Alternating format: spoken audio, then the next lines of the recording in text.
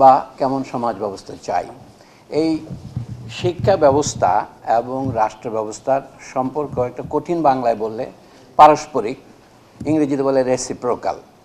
এটা বোঝা যাবে আমরা অনেক সময় ডিম আগে না মুরগি আগে, আপনি সেভাবেই দেখবেন। এখানে কোথা থেকে আমি শুরু করব, এটা শিখি আমরা আমাদের অভিজ্ঞতা থেকে। এই যে আজকে যে আমরা আলোচনা করছি শিক্ষা ব্যবস্থার সংস্কার চাই বা কেমন শিক্ষা ব্যবস্থা চাই, এটা সম্ভব হতো না এই গত 2 মাসের আন্দোলন সংগ্রাম, অভ্যুত্থান, বিপ্লব, শাহাদাত বরণ অথবা স্বৈরাচারের বিদায়, এটা না হলে হতো না। এটাকে আমরা সাধারণত রাজনীতি বলি, কিন্তু রাজনীতির ভিতরে আরও ঘটনা আছে। দেখেন, রাজনীতির সাথে আমরা কথা বলে একই জিনিসকে 3 ভাবে বর্ণনা করি আমরা। অর্থনীতি, আপনি যদি শিক্ষা ব্যবস্থায় পরিবর্তন করতে চান, এখানে একটা কথা হয়েছে, শফিক ইসলাম সাহেব বলছিলেন যে একটা 300 কোটি টাকার প্রজেক্ট রয়েছে ডিজিটাল কন্টেন্ট তৈরি করার জন্যে, সেটা কোনো কাজই হয়নি, টাকাটা খরচ হয়ে গিয়েছে। কিন্তু আমাদের বুঝতে হবে মোট জাতীয় যে উৎপন্ন দ্রব্য তার যদি শতকরা 2 ভাগ আপনি খরচ করেন, তাহলে আপনি কি করবেন? আপনি শিক্ষকদের তো বেতন দেবেন, ডিজিটাল কন্টেন্ট বাদ দেন, আমাদের প্রাথমিক বিদ্যালয়ের শিক্ষকরা কত বেতন পান? যারা 11 গ্রেড, 12 গ্রেড, 13 গ্রেডে চাকরি করেন তাদের বেতন 11,000, 12,000 এইরকমতে বেতন থেকে হয়। তো সেই বেতন দিয়ে তাদের কাছ থেকে আমরা যে শিক্ষা আশা করব সেটা খুব উন্নত মানের হতে পারবে না। কাজে যদি আপনি প্রথমেই যদি মনে করেন যে জাতীয় উৎপাদনের জাতিসংঘ 1968 সনে যেটা সাব্যস্ত করেছিলেন বা প্রস্তাব করেছিলেন যে অন্তত 6 ভাগ দিতে হবে, যেটা আমাদের এতদিন পরে আমাদের পাঠশালার প্রস্তাবে সেইটাই পুনরাবৃত্তি হচ্ছে 55 বছর পরে, যে জাতীয় উৎপাদনের 6 ভাগ খরচ করতে হবে। কোনো দেশ যেমন কিউবা, তারা 11-12 ভাগও খরচ করেছে। যদি আপনি একটা দেশে দ্রুত নিরক্ষরতা দূর করতে চান, তাহলে আপনাকে কি পরিমাণ বিনিয়োগ করতে হবে সেটা আপনি ধরে নেবেন যে কিছুটা অপচয় হবে, কিন্তু অপচয় বাদ দিয়েও তো যাবে জনগণের কাছে, সেইটা আমাদের প্রথমে বলা উচিত। এই জন্য বলছি, যারা আমরা শিক্ষার সংস্কার করতে চাই, শিক্ষা ব্যবস্থার উন্নতি করতে চাই, আমি বলবো ওই ডিম আগে মুরগি আগে তর্কের মতো আগে আপনাকে অর্থনৈতিক অবস্থায় হাত দিতে হবে। কিন্তু অর্থনৈতিক অবস্থায় হাত দিতে পারবেন না, এটা দরকারি। কিন্তু যেমন শেখ হাসিনাকে সরাতে হবে, এটা দরকারি। অধ্যাপিকা সামিনা লুৎফা বললেন এখন শেখ হাসিনা গেছে, সব পরিবর্তন হয়েছে। পরিবর্তন তো আপনার 20 দিনে হয় না, কিন্তু পরিবর্তনের শর্তগুলো তৈরি হচ্ছে কিনা তার একটা প্রমাণ হচ্ছে আজকের এই আলোচনা। এটা খুবই ক্ষুদ্র আলোচনা, কিন্তু এই আলোচনার মধ্যে যদি আপনি একটা দিক নির্দেশনা দিতে না পারেন, আপনি সমস্যাটাকে যদি চিনতে না পারেন, তাহলে পরিবর্তন হবে কীভাবে? তা আমরা দেখি এখানে নানা বিষয়ে আপনারা ক্ষুদ্র ক্ষুদ্র আলোচনা করেছেন, আজকে সব আলোচনা করা বিদ্যালয়ে কেমনভাবে শেখাতে হবে, যেটা বলে প্যাডাগজিক্যাল টেকনিক, আমি সেটা নিয়ে আলোচনা করব না, স্রেফ করবো না এই জন্য যে সময় নেই বলেই।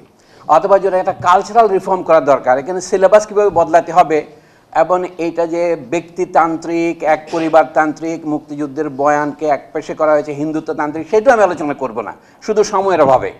10 মিনিটের মধ্যে বেশি আলোচনা করার প্রতিশ্রুতি দেওয়া হবে, বিশ্বাসঘাতকতার পূর্বভাস, আমি সেটা করব না। আমি বরঞ্চ বলি যে আমাদের শিক্ষা ব্যবস্থা যেটা বলছি এটা কি, এটা আমরা দেখি। এটা যদি আপনি পরিবর্তন করতে চান, এই কথাগুলি কোনোটাই আমি উদ্ভাবন করিনি।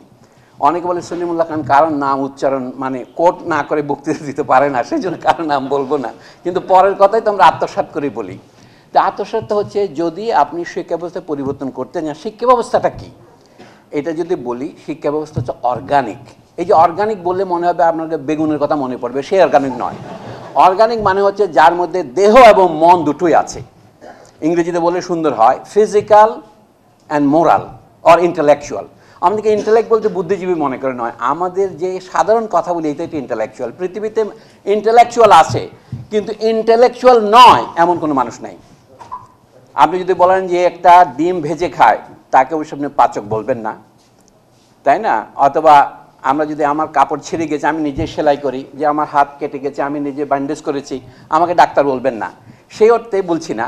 কাজের ক্ষেত্রে কিছু লোককে আমরা বুদ্ধিজীবী বলি। বুদ্ধিজীবী কারা? সচরাচর বুদ্ধিজীবী হচ্ছে বিশ্ববিদ্যালয়ের শিক্ষক, উকিল, আমি আমাদের দেশের মাপে বলছি, সাংবাদিক এবং নানা ধরনের লোক আছে যাদেরকে আমাদের দেশের লোকে বলে সাফ কাপড়ের লোক, ভদ্রলোক। বুদ্ধিজীবীর অনুবাদ ভদ্রলোক হতে পারে, কোনো অসুবিধা নেই, আমি বাবু হতে বলছি না, অবাবুরাও বুদ্ধিজীবী হয়। এখন এই বুদ্ধিজীবীদের মধ্যে আমরা শিক্ষকরাও আছি। তো এদের মধ্যে যদি আপনি পরিবর্তন আনতে চান, যদি শিক্ষা ব্যবস্থায় পরিবর্তন করতে চান, প্রথমত দেখতে হবে শিক্ষা ব্যবস্থায় আপনি রাষ্ট্র কত টাকা খরচ করছেন। শিক্ষা ব্যবস্থা হচ্ছে রাষ্ট্র ব্যবস্থার আরেকটি রূপ। তাহলে শিক্ষা ব্যবস্থায় কী করি আমরা? আমি আমার ছেলে মেয়েকে পাঠাই বিশ্ববিদ্যালয়ে অথবা প্রাথমিক বিদ্যালয়ে ভবিষ্যৎ তৈরি করার জন্যে। রাষ্ট্রের দরকার শিক্ষিত প্রশাসক, এটা তাদের নাম কি?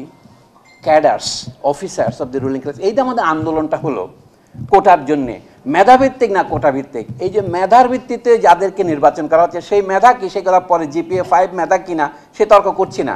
আমরা এই মেধাভিত্তিক করছি কি জন্য? তাদেরকে আমরা শাসক শ্রেণীতে স্থান দিচ্ছি।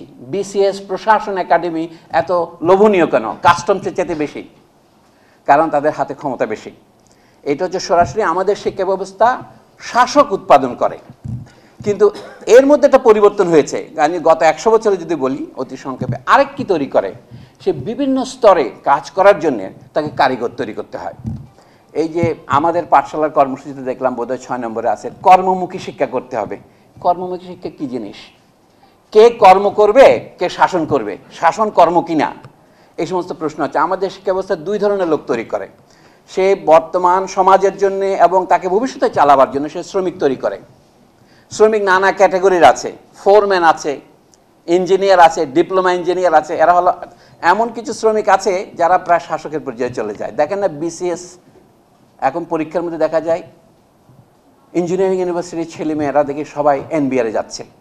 অর্থাৎ সারা জীবন সে ইঞ্জিনিয়ারিং ইউনিভার্সিটিতে পাশ করে তাদের বেশিরভাগই বিসিএস পরীক্ষার প্রথম স্থান অধিকার করছে, দ্বিতীয় স্থান অধিকার করছে, উপরের দিকে চলে যাচ্ছে। এগুলি কি ইঙ্গিত করে? আমি হচ্ছে আমাদের শিক্ষা ব্যবস্থার ফাংশন বা কাজ কি? শিক্ষা ব্যবস্থার কাজ হচ্ছে মানুষ তৈরি করা, ভবিষ্যৎ শাসন করার জন্য এবং শাসিত হবার জন্য। এটা হলো তার দৈহিক দিক, কায়িক দিক। আমি যখন অর্গানিক বলি তার একটা মানসিক দিক আছে। মানসিক দিক কি? এই শাসন ব্যবস্থা কর্তৃক শাসিত হতে আপনি রাজি হচ্ছেন এবং অন্যকে রাজি করাচ্ছেন। রাজি রব্বতে আপনি শাসন করবেন। এটা হলো টু বি কনসেন্টেড।